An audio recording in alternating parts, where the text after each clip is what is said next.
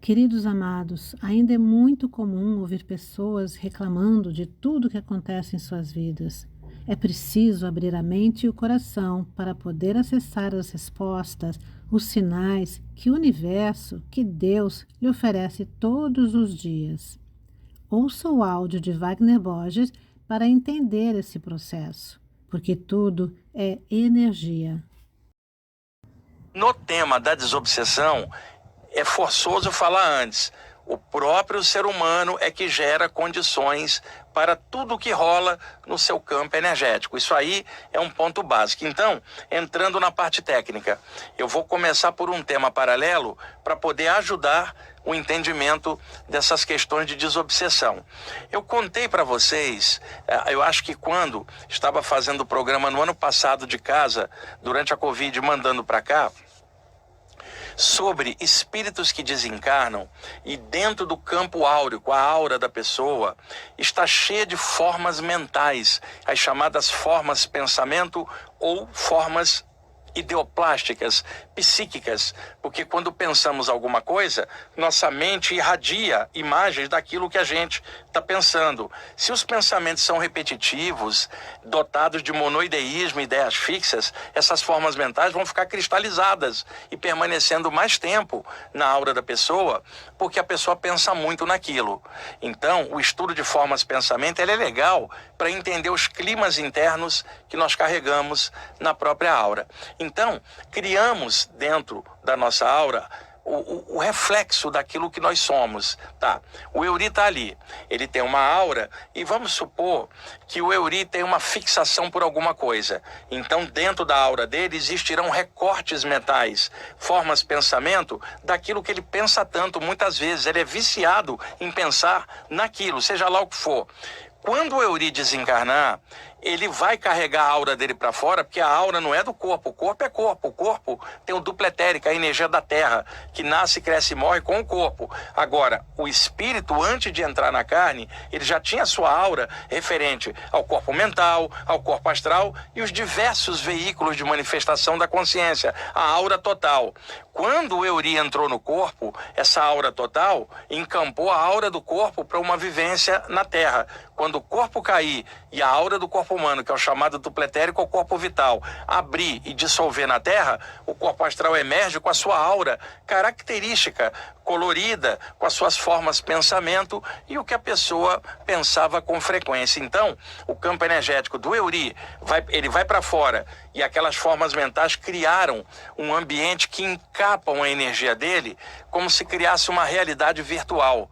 Então, Euri, lembra daquele filme Amor Além da Vida? Com Robin Williams, que ele era um pintor, a mulher dele suicida, depois ele morre num acidente, e aí ele se vê num campo, que é um ambiente todo colorido com as cores vivas, e ele fala, aqui é o mundo espiritual, e aí o ator Cuba Gooding Jr., que faz o papel do filho dele, chega por fora e abre aquele casulo energético, aquele campo virtual e fala, pai, sou eu, sai daí, isso aí não é um mundo espiritual, isso aí é a criação da sua mente, criando um ambiente virtual em volta.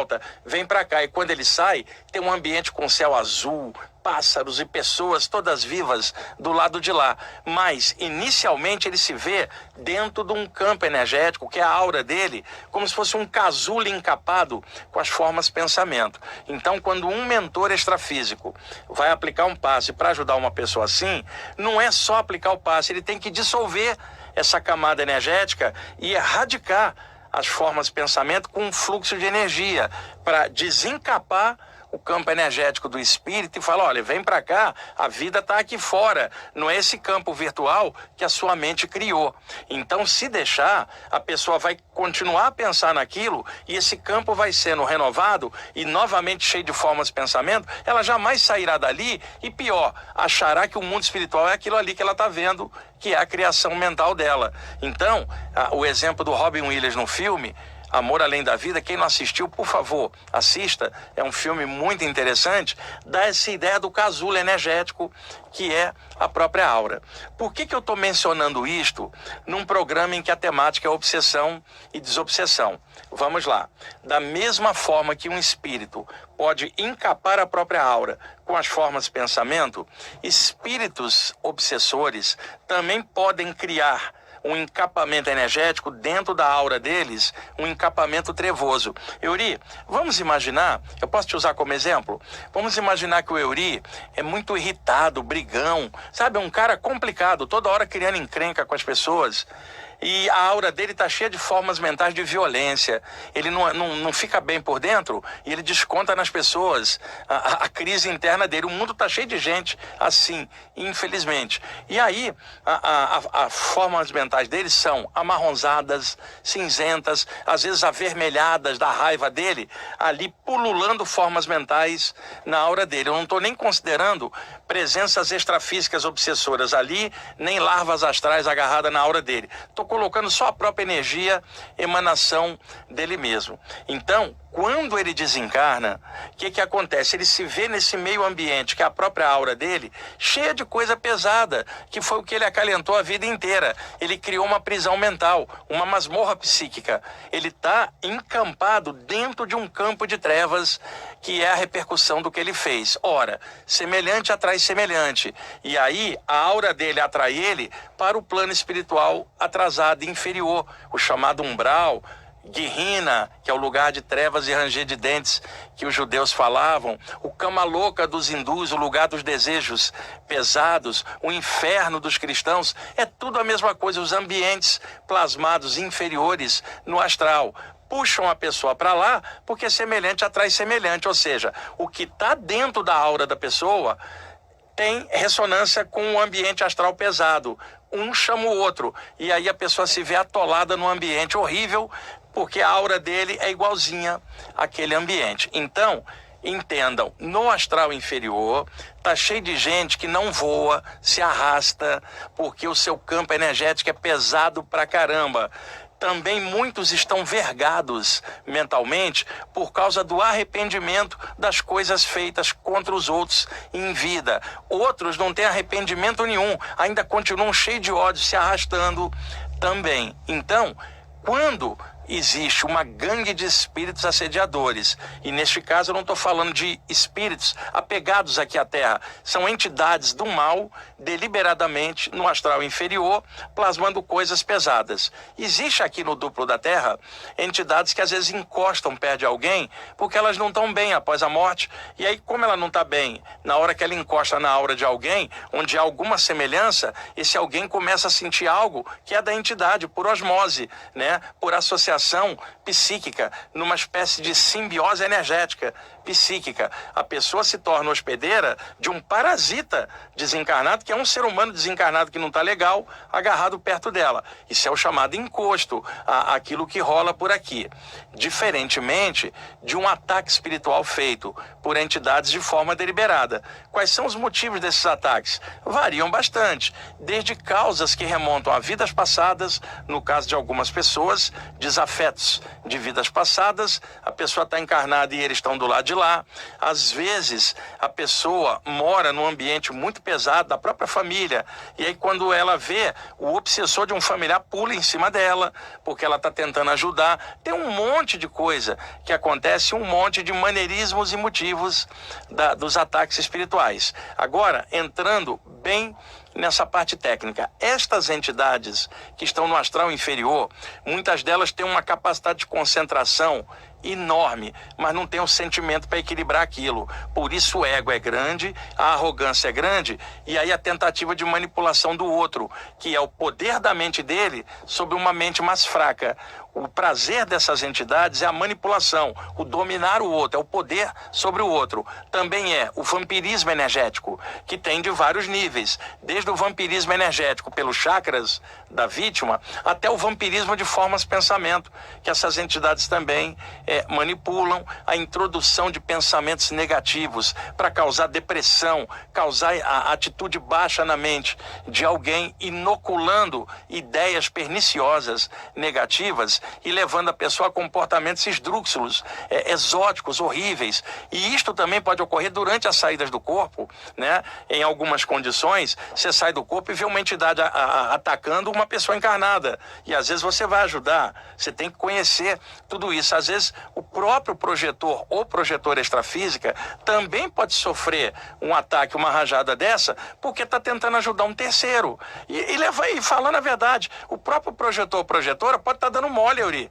O médium pode estar dando mole, o curador, a curadora pode estar dando mole por um motivo humano, porque por detrás da capacidade parapsíquica aberta tem uma pessoa lutando com qualidade e defeito. E naquele momento da vida da pessoa, ela está numa baixa por uma série de situações. Então tudo isto é possível, existe a proteção dos mentores extrafísicos, mas ela tem um limite. E deixa eu dar um exemplo também. O Euri está na casa dele, instalou um monte de alarmes. Ninguém entra lá sem os alarmes dispararem, e ele colocou um monte de seguranças em volta. Quer dizer, ninguém chega lá. Aí o que alguém à distância que está perseguindo o Euri, um inimigo dele aqui mesmo, o que ele faz? Ele liga para o celular do Euri. O Euri atende. Veja, o cara não tem como chegar no Euri, porque está tudo protegido. Mas quando ele liga, o Euri atende, e aí o Euri escuta a voz do cara e já fica tremendo. Conclusão, o cara afetou o Euri à distância, ligando para ele. Mesmo o Euri com toda a proteção. Então, mentores podem proteger a aura de alguém, mas qual mentor vai proteger a mente da pessoa e o que ela pensa? Que isso é livre-arbítrio dela. Esses mentores tentam projetar tudo que é coisa boa, mas se a pessoa está virada e pensando só coisa pesada, ela fica inacessível, né? Ela fica impermeável àquilo que os mentores estão projetando. E pelo contrário, abre a guarda para coisa pesada chegar perto. Então, uma das modalidades dos ataques espirituais pesadas é o seguinte: um obsessor cria uma massa de energia ovalada, grande, né, que é um campo energético vazio, como um casulo plasmado, e ele começa a introjetar as formas mentais pesadas dele dentro daquele casulo. Se é um grupo de espíritos pesados, todos eles vão descarregando formas mentais dentro do casulo e enchendo de coisas negativas, de ideias ruins, até que o casulo seja um oval energético cheio de trevas dentro. O que eles fazem então? Porque, na verdade, é um casulo contendo muitas formas mentais. Eles arremessam energeticamente na direção da vítima encarnada. Esse casulo vem e fica pairando por sobre o chakra coronário da pessoa, e isto se ela estiver dando mole, porque não adianta eles mandarem um casulo de trevas desse e a aura da cabeça da pessoa está luminosa. Quando esse casulo entrar em contato, ele se dissolve, não chega na pessoa. E quando a pessoa tem energia boa, às vezes os próprios mentores dissolvem aquilo à distância, porque a pessoa está firme, ela não tem sintonia com aquela coisa pesada. Eu falei outro dia para um amigo meu que estava com medo, que tinham feito um trabalho para ele de magia, Euri. Eu falei assim: o que adianta alguém fazer um trabalho de magia, por exemplo, para um Buda? Não vai pegar. Ele falou assim: mas eu não sou um Buda. Eu falei: pois é, mas você é um ser que pode melhorar. Então, não adianta fazer um trabalho para alguém que não está na sintonia. Então, fique numa sintonia legal. O que vier vai se dissolver naturalmente. Então, essa massa flutua sobre o chakra coronário e vai descarregando dentro do chakra do alta cabeça aquele monte de formas mentais pesadas. A pessoa se vê invadida por ideias terríveis, trevas começam a entrar no campo mental dela e ela começa a entrar em parafuso, gente. Começa a entrar em climas ruins e começa a pensar coisa que nem é normal dela. E eles então, sabendo que a pessoa às vezes tem um vício, pensa muito em algo, eles enchem aquela carga do casulo só com formas mentais do vício que a pessoa tem. Então, quando essa massa flutua por cima, não encontra resistência, porque as ideias que estão dentro da massa também estão dentro da pessoa. Então, casa, e aí essa massa interpenetra. Era isso que era chamado antigamente, no espiritismo, de cunha mental, que é introduzir pensamentos à força, que na verdade o mecanismo é esse: criar um bolsão de energia e introjetar dentro dele um monte de formas, pensamentos pesadíssimas para descarregar um clima ruim dentro da pessoa. E isto pode acontecer fora do corpo, porque às vezes essa pessoa que está no clima ruim, ela sai do corpo durante o sono e aquela massa interpenetra ela lá fora. Quando ela retorna para dentro, a massa vem junto e aí ela acorda mal. Depois ela vai botar a culpa na saída do corpo, mas não vai dizer que o pensamento dela era ruim. E outra, isto acontece a maioria das vezes dentro do corpo. Eu só estou dizendo que quando a pessoa sai, pode acontecer a mesma coisa, porque a mente é a mesma, dentro ou fora do corpo. O que defende a pessoa? Pensamentos claros, luz amarela na cabeça. Se vocês se acostumarem todo dia a imaginar que sua cabeça está dentro de um sol, sabe? E pulsar essa luz por uns 5 minutinhos, dá todo dia, durante um ano. Isso fortalecerá a aura da sua cabeça. Mas não faça isso por medo de sofrer um ataque. Não, faça isso porque você precisa, você mesmo, ter luz no que você está fazendo. Ter claridade mental, querer melhorar, querer ir para frente. Não se preocupe com coisas do mal, se preocupe com a sua evolução. Cresça, melhora, você vai ficar inacessível. E aí, transbordando uma luz maior, você até ajuda a desobsidiar outras pessoas por aí.